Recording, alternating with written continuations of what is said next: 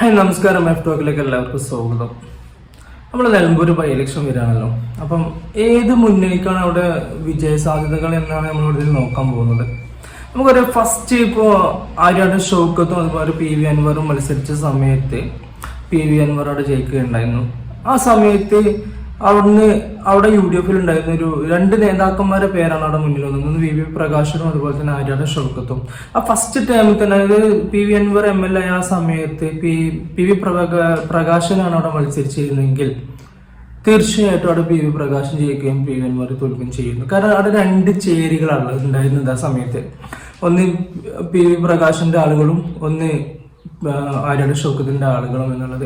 പക്ഷെ ആര്യാട് ഷൗക്കത്തിനേക്കാൾ കൂടുതൽ ഒന്നുകൂടി ജനകീയ നേതാവ് പി വി പ്രകാശനായിരുന്നു എന്നതുകൊണ്ട് തന്നെ അവിടെ ഈ ആര്യാട് ഷൗക്കത്തിന്റെ ആളുകൾ കാലു മാറിയാലും ആര് ജയിക്കുമായിരുന്നു, പി വി പ്രകാശൻ ജയിക്കുമായിരുന്നു.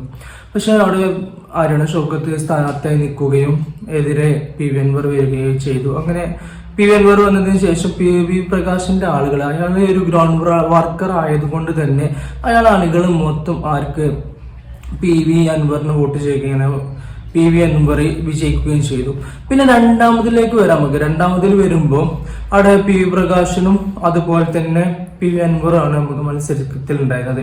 അത് നമുക്ക് തീർച്ചയായിട്ടും നമുക്ക് അവിടെ അതിന്റെ മുമ്പ് ചെയ്തതുപോലെ തന്നെ പുറത്തുനിന്നുമുള്ള ഒരു കാലുവാരൽ അവിടെ ഉണ്ടാകാൻ സാധ്യതയുണ്ട്. അതുപോലെ തന്നെ അവിടെയുള്ള സാധ്യത എന്ന് പറയുന്നത്, അവിടെ പി വി അൻവർ ഫസ്റ്റ് ടൈമിൽ MLA ആയതുകൊണ്ട് തന്നെ രണ്ടാം ടൈമിലേക്ക് എത്തിയപ്പോൾ അയാൾ ഗ്രൗണ്ട് വർക്ക് ചെയ്യുകയും കുറച്ച് അദ്ദേഹത്തിന്റെ വോട്ടുകൾ അയാൾക്ക് ഉണ്ടാക്കാൻ സാധിക്കും. അതുകൊണ്ട് തന്നെയാണ് അയാൾ ജയിച്ചത്.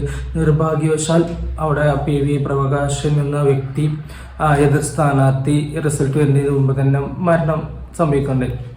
അപ്പോൾ അവിടെയുള്ള മാറ്റങ്ങൾ ഇപ്പോൾ ഈ വർഷം ഇനി ബൈ ഇലക്ഷനിൽ വരുമ്പോൾ അതുപോലെ തന്നെ VS ജോയിന്റെയും അതുപോലെ തന്നെ ആര്യാട് ഷൗക്കത്തിന്റെയും പേരുകളാണ് പറയുന്നത്. അപ്പോൾ ഇതിലിപ്പോൾ എന്ത് ചോദിച്ചാൽ VS ജോയി ആണ് നിൽക്കുന്നതെങ്കിൽ നമുക്ക് പറയാം 100% VS ജോയി ജയിക്കും എന്നുള്ളതാണ്.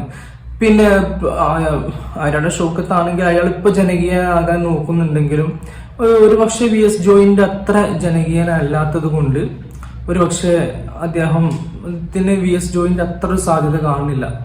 പിന്നെ അദ്ദേഹം നിൽക്കാൻ ഇപ്പോൾ പി വി അൻവർ കൂടി UDF പാളയത്തിലേക്ക് വന്നതുകൊണ്ട് തീർച്ചയായിട്ടും അവിടെ UDF തന്നെയാണ് വിജയ സാധ്യതകൾ ഉള്ളത്. LDF ഏത് സ്ഥാനാർത്ഥിയെ വെച്ചാലും അവിടെ വിജയിക്കാൻ സാധ്യതകളില്ല. UDF നിലമ്പൂര് എന്നുള്ളത് UDF തിരിച്ചു പിടിക്കും എന്നുള്ളതാണ് നമ്മളൊരു കാഴ്ചപ്പാട്. പിന്നെ നമ്മൾ ഫസ്റ്റ് ടൈമിൽ ഞാനിങ്ങനെ ഈ കാര്യങ്ങൾ നമ്മളെ സുഹൃത്തിനോട് ചർച്ച ചെയ്തപ്പോൾ എന്നോട് പറഞ്ഞത് പി വി പ്രകാശന്റെയും ആര്യാട് ഷൗക്കത്തിന്റെയും പേര് വന്നില്ലല്ലോ. ആ വന്ന സമയത്ത് എന്തുകൊണ്ടാണ് പി വി പ്രകാശന് കൊടുക്കാതെ ആര്യാട് ഷൗക്കത്തിന് കൊടുത്തതെന്ന് ചോദിച്ചപ്പോൾ അയാൾ പറഞ്ഞു യുവാക്കൾ വരട്ടെ എന്നുള്ളതാണ്. അപ്പോൾ ഇപ്പോൾ ആര്യാട് ഷൗക്കത്തിന്റെ വയസ്സ് നോക്കി നമുക്ക് യുവാവാണോ അല്ലൊക്കെ മനസ്സിലാവും. ആ സമയത്ത് ഏതൊരു 9 വർഷം 7 വർഷം മുമ്പുള്ള കാര്യമാണല്ലോ. അപ്പം ഈ പി വി പ്രകാശൻ മരിക്കുന്ന സമയത്ത് തന്നെ 56 വയസ്സായിട്ട് ഉണ്ടായിരുന്നത്. ഇപ്പോൾ നമ്മളെ ആര്യാട് ഷൗക്കത്ത് സാറിന് ഇപ്പം 68 വയസ്സുണ്ട്. അപ്പോൾ ഇതിൻ്റെ ഇടയിൽ പറയാൻ വെച്ചിരിക്കുന്നത് നമ്മളെ മമ്മൂട്ടി തോറ്റുപോകും ആര്യാടും ഷൗക്കത്തിന്റെ ഇടയിൽ വയസ്സിന്റെ സാധ്യതയില്ല കേട്ടോ. അപ്പോൾ അതെല്ലാം നമ്മൾ ചർച്ച. അപ്പോൾ എൻ്റെ അഭിപ്രായത്തിൽ UDF വിജയിക്കും എന്നുള്ളതാണ്.